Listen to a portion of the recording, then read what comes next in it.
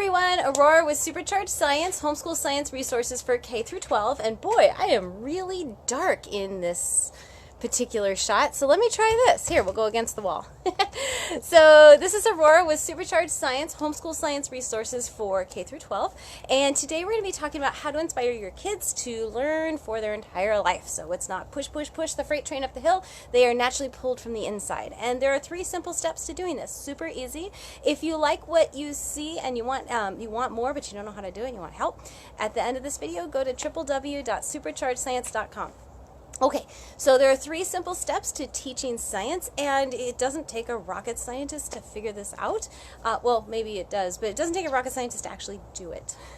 So let me give you those 3 steps really, really fast. So the first one is you gotta get them interested and excited about what you're teaching. So tomorrow I'm actually doing a free live class in chemistry. It's open to everyone worldwide. We actually have people already registered from like Australia and London and Germany and Singapore and the Philippines, which is crazy because I think in one of those places it's like 4 a.m. when we do the class, but that's how inspired these kids are. That they get up in the middle of the night, they go to bed early, and they tell me about it and they show me pictures. So that's what you want for your kids.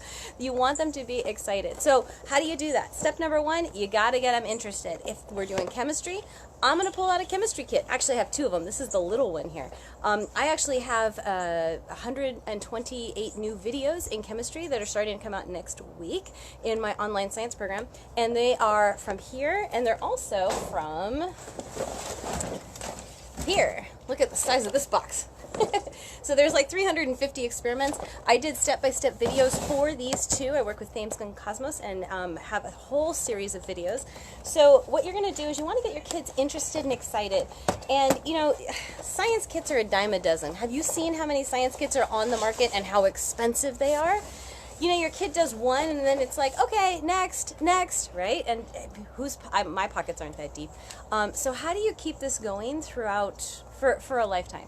So you want to invest in things that are really going to matter. And this chemistry kit is a high school level chemistry kit that I actually have done with my kids personally since 6th grade. And so when 6th grade comes around, they all get their own little chemistry kit. It comes with chemicals, which of course you can refill. And it also comes with lab equipment, flasks, and all that kind of stuff. This is the C3000. This is one of the older ones. The newer ones have a little bit more updated equipment in them.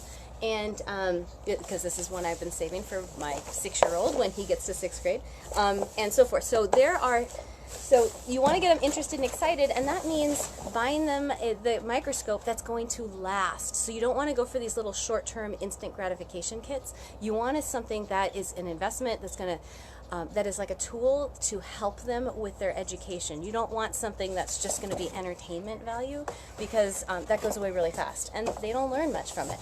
So you want to invest in something like that. And I would not recommend, for example, a telescope. Those things are kind of useless unless you know where to point them, but I would recommend binoculars. So there's a give and take on this. So first you got to get them interested and excited about what they're doing. For chemistry, I'd buy them the best chemistry kit on the market. The C1000 is a great way to go, the C3000, but you don't even have to go there. You could just get baking soda and vinegar and some soap and hydrogen peroxide and yeast and come to the free class tomorrow. Okay, so get them interested and excited. So if you've got a kid who's interested in aviation, I would take them to the airport on airport day. If you got a kid who's so fascinated by astronomy, find your local astronomy club and join one of their free stargazing parties. So it doesn't have to cost a fortune. You just have to know where to look. Does that make sense? Okay, so that's number 1. So the next thing is you want to give them a hands-on experience. And so that's for, you know, this is obvious. If you get them a kit, you're going to pull it out. You're not going to start with, well, let's read the instructions for, I'm sorry, you are going to read the instructions for chemistry, but you're not going to start with like a textbook definition for chemistry. You're not going to start with academia first. This is where most schools and textbooks have it backwards. You have to get them interested and excited first. You're like, oh my goodness, you've always wanted to fly. I got us, you know, parasailing lessons, or I don't know, something that's interested to them. And then you're going to give them a hands-on experience that really fuels that and gets it going, because that's the fire that's going to get them going long term.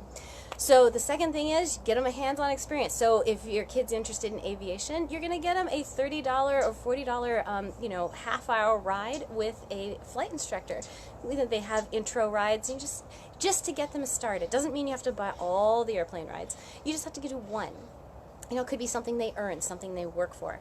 It could be a chemistry kit. Could be, you know, you have chemistry Wednesdays or you have science Fridays. You do something that is a hands-on experience for them that really continues to keep this going. So just handing kids a science book 99% of the time isn't going to do it, but you need to actually give them an experience of it. Okay, so we have get them interested and excited about a topic, give them a hands-on learning experience, and the third thing is where all the academia comes in. This is usually they start with number 1, and it really belongs in step 3, which is teach the supporting academics. So going back to the aviation, if you had a kid who loves to fly, you've done airport days, you've rented every IMAX video you can about aviation. They've done their intro to flying lesson, and now you're like, what do we do now? So now this is where they want to learn. That fire and that spark inside them is ignited. It's easy. You say, hey, aviation, this is great. You know what else is involved in aviation? Geography. You got to know where you are and where you're going. Trigonometry. There's some math involved. There's communication. There's radio communication that pilots use. There's airspace requirements. There's rules and regulations. There's a ton of things you can aviation is actually one of those fields where you actually can combine a lot of different areas into one. And so if they're interested in chemistry, you say, great, you know what? How do we predict we want a bigger reaction. We want to, you know, instead of just silver plating this key, I want to actually, you know, take the rust off of grandma's silverware. How do I do that, and how much of each thing do I need? So we have math lessons, we have history lessons, so everything is being combined. So I've got 3 simple steps. You got to get them interested and excited about the topic, give them a hands-on experience, and then the supporting academics. If you do it backwards, it's like pushing that freight train up a hill, and kids are totally not interested, not excited at all. All right, I hope this has been useful. If you're joining me for that chemistry class tomorrow, go to superchargedscience.com/chemclass. /CHEMCLASS, superchargedscience.com/chemclass. That's tomorrow. It's free. You don't even need any materials at all. You can just show up. And after I show you and demonstrate the experiments, if you want to do them, I will give you a way to do that as well. All right, so this is Aurora Supercharged Science. I will see you next time, everyone. Bye.